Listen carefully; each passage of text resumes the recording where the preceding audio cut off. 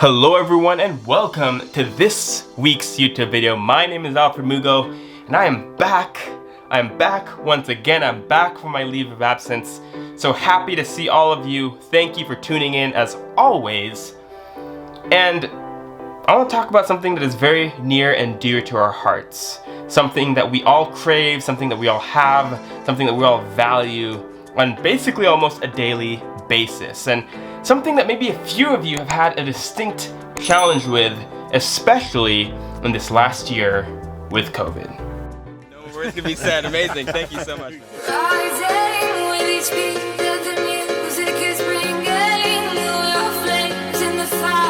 My name is Alfred Mugo, and this is my life.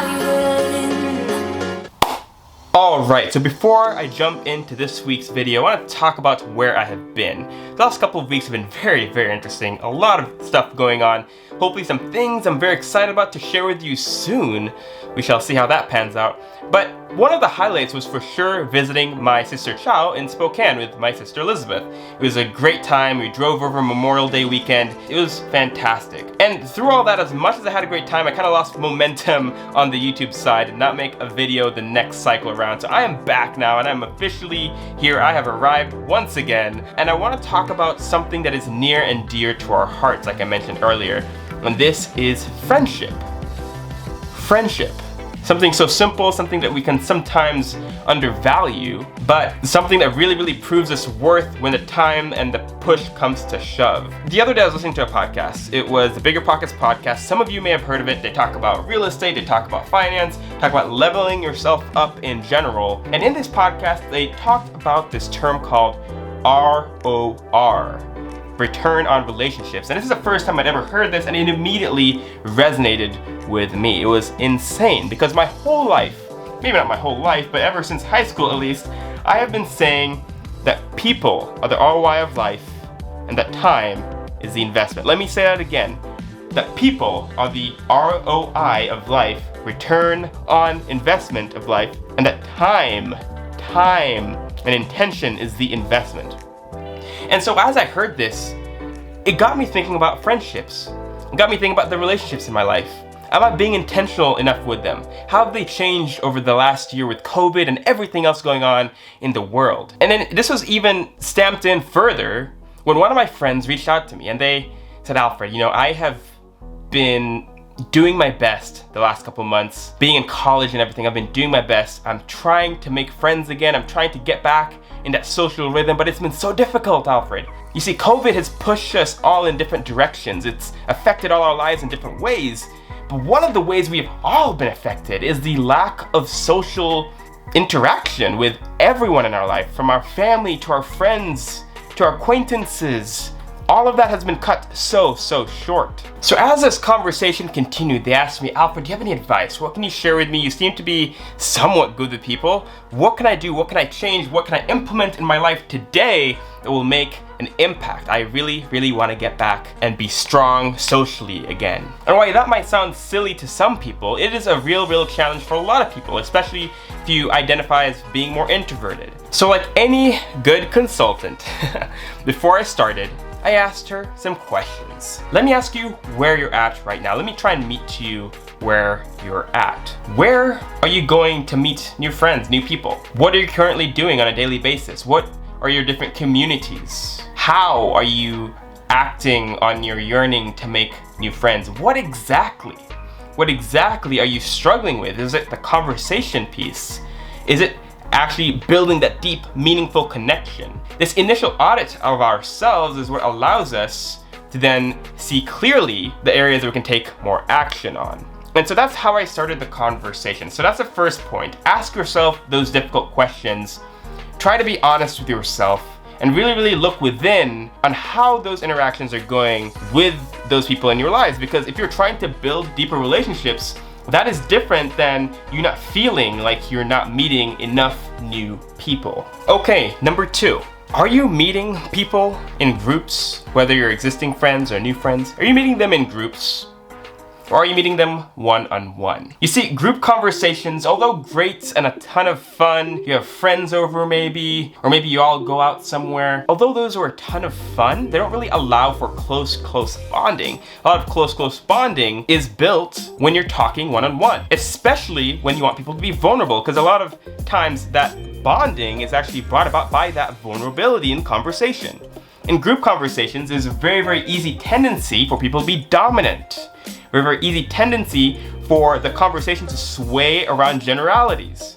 And it's very easy for other people who maybe are not as dominant, maybe people who are more introverted, to actually take a step back and sit down and not engage quite as much as those people who are dominating and circulating and moving the conversation around. If at all possible, try and move those group conversations into one-on-one conversations, or at least conversations with less people. A lot of just building relationships is having that time exposure, that exposure to the individual, so you can build trust in one another, which is what builds that bond. Now, I understand this may be very difficult, especially with those group conversations, because in a lot of times, that's how you meet new people. New people are mutual friends or friends of friends. Maybe they're people part of your extended communities or different programs or RSOs or church groups or whatever it is that you're a part of. It's those group conversations where you meet new people, those group events. So it might be difficult to at first kind of transform some of those conversations in the group and break them off into one-on-one conversations, but this is where my next point, which is also extremely important, comes into play. So this all segues very nicely into my third point, which is to favor more active conversations and social interactions versus passive social interactions. But what do I mean by this? I'm talking absolute nonsense, right? What I mean is, a passive situation, for example. This is where you'd most likely be with a group. Maybe you're sitting in a living room, you're all talking around a table, you know, maybe you're having some wine, you're having a good time, but the conversation is very static. Only one person can really talk at a time. There's not much cross conversation. And for a lot of people, that's a very difficult thing to overcome. They can't overcome it in a lot of ways, and that kind of ends the relationship building process for them. It keeps everything pretty surface level.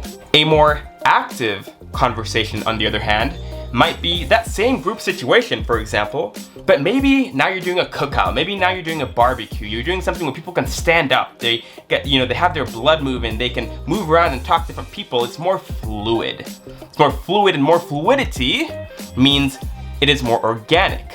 When things are more organic, it's easier for you to connect with people because you can be more reactionary to the world and reactionary to what's going on in your environment, for example. If you're going on a hike, it's so easy to be enamored by the things going on around you. It's easy to make that conversation happen. So especially for those people who are struggling with kind of maintaining conversation and building rapport over long periods of time, doing something more active, that will actually allow you to have and hold better conversation. And perhaps the best perk about things being more active, like I said earlier, is you can break a big group into a small group.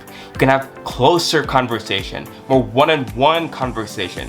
More one-on-one conversation means you are more vulnerable with people. You build a better bond. A better bond means a better relationship, means a better friendship, or possibility for friendship, at least. My last point of the day, point number 4, is to take charge. Take charge, be intentional. A lot of people take their friendships and they take them as they go. If they get invited somewhere, maybe they go, maybe they don't. If they have the opportunity to do something, they don't feel like it, or maybe they do. A lot of times, it's just a matter of taking charge. Be intentional about building friendships. I heard this great story from one of my favorite YouTubers, and they talked about how when they were younger, they were wondering why all their friends were kind of falling out of their lives. They were confused until eventually they had one last friend, and they began to drift away. And he went up to them and he asked them, "Why don't we hang out anymore?"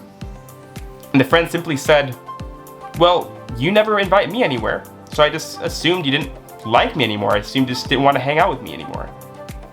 And you see, that is a crux a lot of us have. We're all so busy, we're all so involved with our lives, we sometimes forget to invest in our relationships. Remember, return on relationships, ROR. People are the ROI of life, and time is the investment. Time is the investment. So invest time in your friendships.